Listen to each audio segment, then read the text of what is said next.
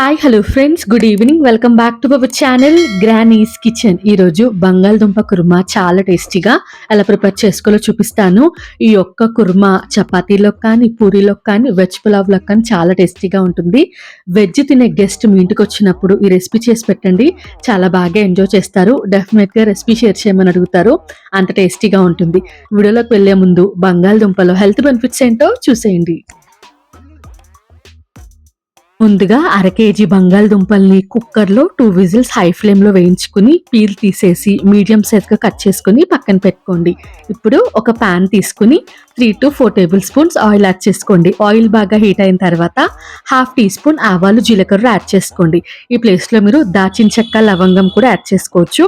నేనైతే అవి యాడ్ చేయకుండా ఆవాలు, జీలకర్ర బాగా ఫ్రై అయిపోయిన తర్వాత ఒక మీడియం సైజ్ ఉల్లిపాయ, 2 పచ్చిమిరపకాయలు సన్నగా కట్ చేసుకుని మగ్గించుకోండి. ఉల్లిపాయ మగ్గేలోపు ఇందులోకి యాడ్ చేసి మసాలా పేస్ట్ ని ప్రిపేర్ చేసుకుందాం. 5 లవంగాలు, 3 యాలకులు, చిన్న ఇంచు దాచిన చెక్క, 2 టేబుల్ స్పూన్స్ నువ్వులు యాడ్ చేసుకోండి. నువ్వులు కానీ, జీడిపప్పు కానీ, పుచ్చిపప్పు కానీ ఏదన్నా యాడ్ చేసుకోవచ్చు. 2 మీడియం సైజ్ టమాటోలు కట్ చేసుకుని యాడ్ చేసుకుని కొద్దిగా వాటర్ యాడ్ చేసి స్మూత్ పేస్ట్ కింద గ్రైండ్ చేసుకుని పక్కన పెట్టుకోండి. ఈ లోపు ఉల్లిపాయలు చక్కగా మగ్గిపోతాయి. ఉల్లిపాయలు మగ్గిన తర్వాత 1 టీ స్పూన్ ఫ్రెష్గా నూరు పెట్టుకున్న అల్లం వెల్లుల్లి పేస్ట్, మీ టేస్ట్కి సరిపడా ఉప్పు, 1 టేబుల్ స్పూన్ కారం, 1/2 టీ స్పూన్ పసుపు, 1 టేబుల్ స్పూన్ ధనియాల పొడి, 1/2 టీ స్పూన్ జీలకర్ర పొడి యాడ్ చేస్తున్నాను. ఇందులో మనం దాచిన చెక్క, లవంగాలు యాడ్ చేసాం కాబట్టి గరం మసాలా యాడ్ చేసుకోవట్లేదు. స్మూత్గా గ్రైండ్ చేసి పెట్టుకున్న నువ్వుల పేస్ట్ యాడ్ చేసి మంటను మీడియం ఫ్లేమ్లో పెట్టి బాగా మిక్స్ చేసుకోండి. బాగా మిక్స్ చేసుకున్న తర్వాత మూత పెట్టేసి లో ఫ్లేమ్లో 5 నిమిషాలు కుక్ చేసుకోండి. 5 నిమిషాలు కుక్ చేసుకుంటే చక్కగా ఆయిల్ సపరేట్ అయ్యి కుక్ అవుతుంది. మీరు ఈ ప్లేస్లో కావాలంటే పెరుగును కూడా యాడ్ చేసుకోవచ్చు. పెరుగు యాడ్ చేసేటట్టయితే 1/2 కప్పు ఫ్రెష్ పెరుగు యాడ్ చేసుకోండి.